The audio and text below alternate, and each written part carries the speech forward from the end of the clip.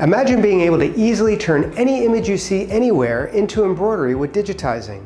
Whether it be a child's drawing, a customer's logo, or just something that looks beautiful. Hi, I'm John Deere, the world's most awarded embroidery digitizer, and welcome to Embroidery Legacy's Embroidery Digitizing 101 course. If this is your first time trying to learn how to digitize, then you've lucked out. You're in the right place and saved yourself a lot of time and frustration. For many of you though, I know it isn't the first time you've tried to learn how to create and edit your own embroidery designs with digitizing. Now the first thing I want to mention is, if you've failed to learn how to digitize in the past, you're not alone and it's not your fault. There's a lot of conflicting information out there from unqualified people and it can be very confusing. If you're unsure whether or not you can succeed at digitizing, you should know that I've heard this thousands of times before, and I want to put those fears to rest right now. You can do this, you just need the right person to explain it to you. More likely, the missing piece of the puzzle is digitizing theory, and I'm honored to be able to teach you the ropes in this short course. As a fourth-generation embroiderer, I began my career as a digitizer at the age of 17 in my grandparents' embroidery factory by apprenticing to become a manual pantograph shiftly puncher. Now, in case you're wondering what that means, it means that I learned how to digitize or create designs manually, one stitch at a time on this machine right here. To date, as far as I know, I'm the last shiftly master digitizer still alive and teaching in the embroidery industry. In my close to 40 years as a digitizer, I've worked with dozens of Fortune 500 companies such as Disney, Coca-Cola, and ironically enough, even John Deere. I've won 30 awards commercially and taught tens of thousands of embroiderers how to digitize and create custom embroidery designs. Now before we dive into the course, I need to make one thing very clear, so pay attention. Digitizing is an art form which in today's world incorporates two key elements. One is a software program with the tools you need to create embroidery designs. The second is something that was formulated over a century ago, the theory for creating designs, which has nothing to do with the software. You see, thread, fabrics, and needles still interact in the same way today as they did over 100 years ago. I was blessed to learn the art of punching, or digitizing as it's now known, before computers took over the world. The theory I learned from my shiftly mentors is the foundation I now share with others, and some of the basics I'm about to share with you. The only difference is, I now incorporate that theory with today's modern software programs. There's two pieces of this puzzle, software on the one hand and theory on the other. You put the two together and you'll learn how to easily create beautiful embroidery designs. Please keep in mind that I strongly believe that every person who owns an embroidery machine, digitizer or not, should know what I'm about to teach you to achieve professional embroidered results. Even if you have no intention to ever digitize, knowing the theory behind it will make you a better embroiderer. With it, you'll understand what's really happening underneath your needle and how to avoid common problems. This 101 course will cover the following topics. What is digitizing? Basic rules for the three main stitch types. What is density? Understanding underlay. Understanding distortion. What is proper registration? What is pathing or mapping? And finally, what is fabric assist? Now before we get started, and to ensure you get the most out of this course, be sure you have the printable PDF cheat sheet in front of you to follow along and take notes. It's a great resource to keep beside your embroidery machine and to turn to afterwards as well. You can download it for free on our website after you've enrolled in this course. So if you're watching this on YouTube and haven't already done so, be sure to follow the link below to enroll on our site and download the PDF cheat sheet now. Also, don't forget to subscribe to our YouTube channel below and comment the date that you're watching this course to show your commitment and mark the start of your embroidery digitizing journey. Once you've done this course, you'll have a solid understanding of the basic digitizing fundamentals, so let's get started. So what is digitizing? Quite simply put, digitizing is the process in which you use your software and the tools within that software to create an embroidery design that runs on a machine. The trick is to actually make the design so that it's production friendly, so it doesn't have unnecessary jumps and trims, as well as ensuring that the machine actually runs smoothly. Promoting soft embroidery is your key. You do not want to have stitch-intensive designs that cause thread breaks, bird's nests, and disastrous results. Now with regards to the basic rules for the three main stitch types, the first one we're going to cover is the running stitch. And the running stitch really is the foundational stitch that you work with. It's the most simple, but it's also the one that gives you the most creativity. I use the running stitch whenever I'm doing a lot of fine detail in embroidery designs, or I'm trying to create things that look realistic. Now with a running stitch, there really is only one main thing that you can control, and that is the stitch length, the space between the penetrations of the needle going in and out of the fabric. Now here, it's very important that you understand that there is a minimum and a maximum. And the actual minimum stitch length I would ever want to create on an embroidery machine is 0.5 millimeters. If you go under 0.5 millimeters, the machine essentially thinks that it's sewing in the same place over and over again, and it will promote stitch-intensive designs, as well as designs that actually will cause thread breaks. Now, I can move up from there to 1 millimeter, and 1 millimeter is kind of the safe zone. It's kind of, if I have 0.5 as the red zone, I go to 1 millimeter as the orange zone, and if I go to 1.5, it's actually the green zone. So as I'm digitizing designs, I try to ensure that most of my stitch penetrations are at least 1.5 millimeters apart from each other, which promotes smooth running embroidery designs that will not become stitch intensive. Now that we've covered the minimum, let's talk about the maximum stitch length you'd ever want to use for a running stitch. And to be honest, there's two different answers. It depends on whether it's on a wearable item or whether it's going to be on a non-wearable item. If you have an embroidery design on a wearable item, you do not want the stitch lengths to get too long, because after you launder that item, you'll find that the stitches could loop, or if it is on a jacket and you lean up against a brick wall, you'll actually have those stitches snag. So if I'm doing embroidery on a wearable item, I always try to stay between 5 to 7 millimeters in stitch length. If it's a non-wearable item, something that I'm going to hang on a wall, I can go anywhere from 7 to 12.1 millimeters. Now just remember, you can't go over 12.1 because most machines today have trimmers, and the trimmers will automatically trim if they get over 12.1 millimeters, and you'll create something called invisible embroidery. Now with regards to the basic rules of a satin stitch, it's kind of similar to a run stitch. You want to watch and see that you don't overstep the rules of how long the stitch becomes. I wouldn't want to really try to do a 0.5 millimeter satin, because for sure it's going to sink into the fabric and disappear. So I always like to have at least 1 millimeter of space between the stitches going back and forth. Now on some fabrics that will still disappear, like if you're embroidering on terry cloth or Serpa fleece, so about 1.5 millimeters is usually within the safety zone. And you can again go up to 5 to 7 millimeters for a wearable item and 7 to 12.1 for a non-wearable. The only other thing you can control within a satin stitch is the direction of the stitch that it's actually creating, as well as the spacing between each stitch. And that's what's actually called density. And that is meant to be changed based on the width of the stitch, as well as which fabric type you might be putting it on.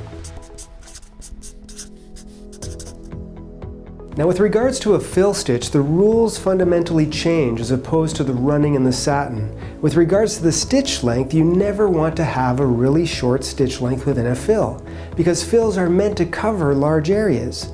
If you have too many short stitches, you'll actually run the embroidery, launder it, and when it comes out of the laundry machine, you're going to see that your fill is doing a little bit of a waffling. It's going to actually look like a roller coaster. And that's because there's just too many stitch penetrations in a small area. So I never like to see under a 4 millimeter stitch when I'm actually digitizing fills. You can also control the random effect of the fill, so you can have a smooth looking fill or a fill that looks a little bit more textured, and you can also create pattern fills, and a lot of these are preset in almost every software program within the industry. So what exactly is density? Now we did touch on it when we were going over the 3 stitch types. Density is basically the space between each stitch, and that does vary depending on a few factors. Now the normal density that you'll find in most software programs is actually 0.4 millimeters of space, which is just a little bit larger than the width of a thread, so it looks like you have full coverage on a garment. But sometimes you might need more density or less density in a design, and that really depends on the fabric type. If you're actually sewing on vinyl or leather, you'll need less density in a design because too many penetrations will literally cut out the leather or the vinyl. If you have something like Serpa fleece or terry cloth, it will actually need more density because there's such a high pile, you need to add a little bit more coverage to the actual fabric. Now the other key factor is density is meant to be changed. And this is one of the main reasons why there are so many what I like to call bulletproof designs, stitch-intensive designs that are available in the industry. Because a lot of people, when they're learning how to digitize, have that default 0.4 millimeter density and they digitize everything. Layer upon layer of stitches goes on top of each other, all with the same density. If you put a full coverage density on a full coverage density on top of a full coverage, what you're going to have is a bulletproof design. As you build up the layers within your embroidery and you start stacking thread on top of each other, you should be reducing the density of every layer that you're putting on top.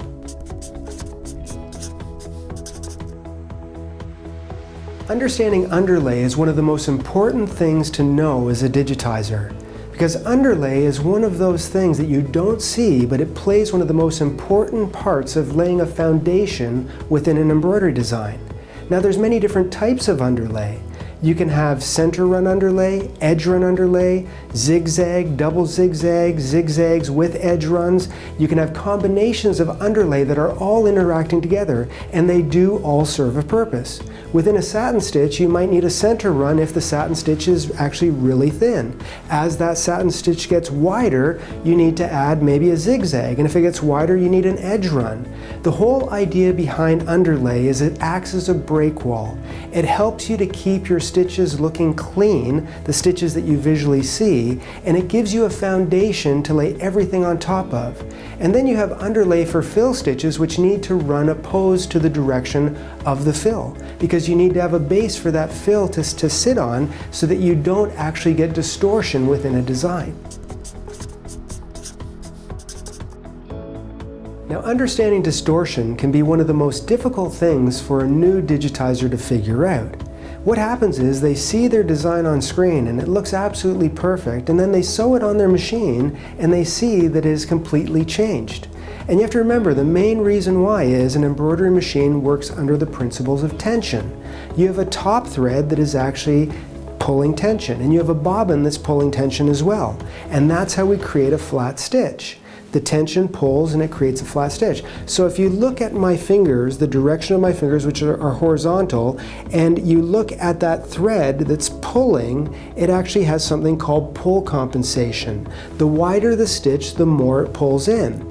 And the pull compensation is something that's actually built into the software program, and you can adjust the amount of pull compensation within a design based on the width of the stitch as well as the fabric type.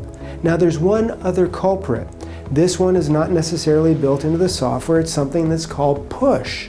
And push happens on the open ends of an embroidery design. Now the easiest way I've found to explain this is I have a tube of toothpaste.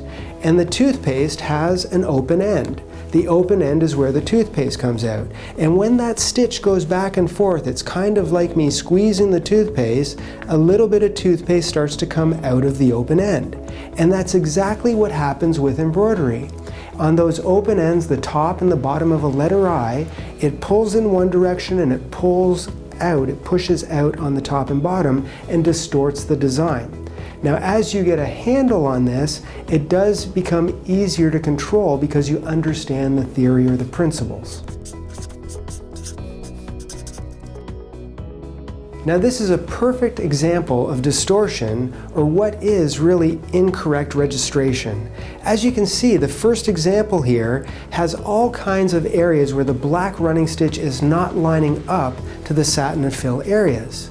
And this is an example of perfect registration, where everything is lining up perfectly. Now, as I said, that happens when we are talking about not using underlay, but most importantly, it is really what happens when you don't path or map your designs properly. A design should be thought out. It's kind of funny, but I've seen many times designs when they run out on the machine and I watch them sew, they don't really make sense. They're jumping over here and over there and back and forth, and there's no real thought put into the designs. And I know you can all relate to what I'm saying. That's a design that was not pathed properly. When a digitizer knows what they're doing, they know to look at an object like we'd have here as a floor plan, and they can see how if they're going to do something like vacuum a house, they will logically go from room to room, and they'll work their way from one end of the room to the doorway, and then go to the next room and do it in a logical order. You don't go in and start, vacuuming the first room in your house and then go to the back of your house and then go to the center of your house. You're always looking at the start and stop point of doing any task, and it's the exact same principles when it comes to digitizing. You want to look at your objects, your designs, and you want to start and stop and figure out the best way so that you can get to the next object that you want to create. Now we're going to discuss color changes and trims. Now, I'll be honest, if a digitizer knows what they're doing, sometimes there will be extra color changes in a design. And those extra color changes are meant to be there to promote good registration. It kind of is not getting too far ahead of yourself, but you're finishing areas as you move forward. So I don't always think that extra color changes in a design are a negative thing if the digitizer knows what they're doing. But trims, that's a completely other subject. Unnecessary trims are one of the worst culprits in embroidery. And if you have a design that has 100 unnecessary trims, you have to remember that that is lost running time on your machine. When your machine actually has to do a trim, it needs to slow down, it stops, it activates the trimmers, it cuts, it moves over, it ties in at slow speed, and then it ramps up to actually continue to sew. And if you were to time how many stitches you actually lost, it's about 120 stitches on average. That means if you have 100 unnecessary trims in a design, that's like 12,000 stitches of lost production time. So trims do matter, and that's why digitizing is all about taking all of these rules, learning them, learning the theory, putting them together, and creating designs that sew out on your machine that are soft, that actually have good pathing on them, use the right density, the right underlay, and because they're pathed properly, have minimal trims, and they will run effectively on your machines. So what exactly is Fabric Assist? Well, I'll be honest, I've saved the best till last, but it is a little bit of a teaser. You see, it's impossible for me to expect a home embroiderer or even a commercial embroiderer to know all of the variables and properties for all of the different fabric types that are in existence. Now, Wilcom has had a tool that's been around for over 20 years called Fabric Assist.